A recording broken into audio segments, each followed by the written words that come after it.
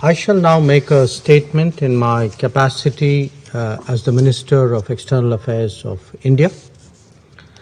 And let me begin by thanking Mr. Vladimir Voronkov, USG UNOCT, and Ms. Michelle Koninsk, Executive Director, CTED, for their briefings on the 13th report of the Secretary General on the threat posed by ISIL-Daesh to international peace and security.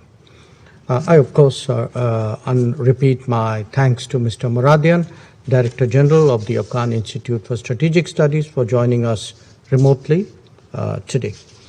Excellencies, the world will be commemorating the 4th International Day of Remembrance and Tribute to Victims of Terrorism day after tomorrow.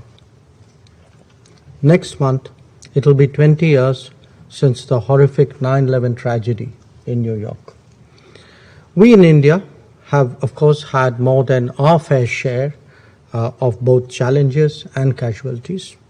The 2008 Mumbai terror attack is imprinted in our memories.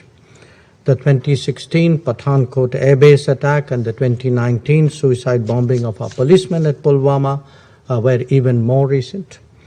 Let me therefore express my solidarity with the victims and their families all over the world who have suffered and continue to suffer from the scourge of terrorism. We must never compromise with this evil.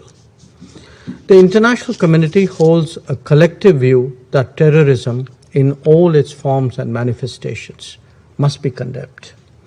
There cannot be any exception or any justification for any act of terrorism, regardless of motivations behind such acts. We also recognize that the menace of terrorism cannot be and should not be associated with any religion, nationality, civilization, or any ethnic group. However, in spite of the progress we have made to tighten the legal, security, financing, and other frameworks to combat terrorism, terrorists are constantly finding newer ways of motivating, resourcing, and executing acts of terror. Unfortunately, there are also some countries who seek to undermine or subvert our collective resolve to fight terrorism. That cannot be allowed to pass. The latest report of the Secretary General has provided another stark reminder to all of us that ISIL, Daesh, continues to pose a critical threat to international peace and security. ISIL, Daesh remains active in Syria and Iraq, and its affiliates are growing in strength, particularly, as we heard from the briefers, in Africa. The financial resource mobilization of ISIL-Daesh has become more robust. The flow of funds has continued, and rewards for killing, I believe, are now being paid even in Bitcoin. The radicalization of vulnerable youth by systematic online propaganda campaign remains a serious concern. In our own immediate neighborhood, ISIL Khorasan has become more energetic and is constantly seeking to expand its footprint. This should be taken seriously. Events unfolding in Afghanistan have naturally enhanced global concerns about their implications for both regional and international security. The heightened activities of the proscribed Haqqani network justifies this growing anxiety. Whether it is in Afghanistan or against India, groups like Lashkar-e-Toiba and Jaish-e-Mohammed continue to operate with both impunity and encouragement. It is therefore vital that this Council does not take a selective, tactical, or even a complacent view of the problems we face. We must never countenance sanctuaries for terrorists or overlook the raising of their resources. And when we see state hospitality being extended to those with innocents' bloods on their hand, we should never lack the courage to call out this doublespeak. We heard from the briefers of the aggravating impact of the pandemic.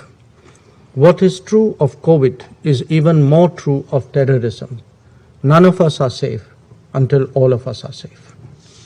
Insofar as ISIL is concerned, its modus operandi has changed, with the core focusing on regaining ground in Syria and Iraq, and affiliates functioning independently.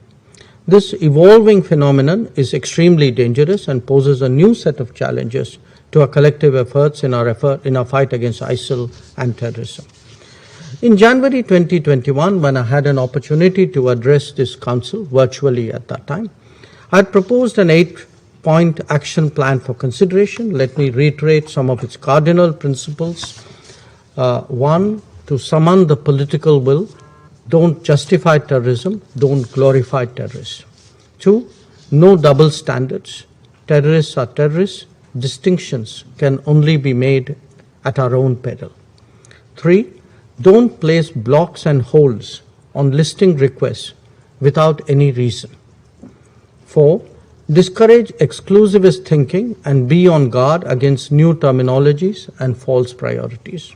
5, enlist and delist objectively, not on political or religious considerations. 6, recognize the linkage to organized crime.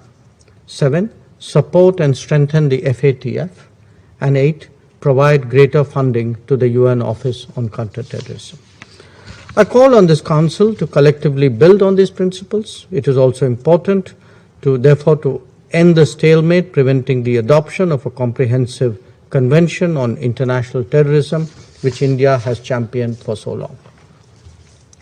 India has been at the forefront of global counterterrorism efforts, has taken part in all major global initiatives against international terrorism, and is party to all UN sectoral conventions relating to terrorism. We are pleased to play our role in strengthening the global counterterrorism strategy adopted last month. We reiterate our full support for counterterrorism cooperation under the auspices of UN. I thank you.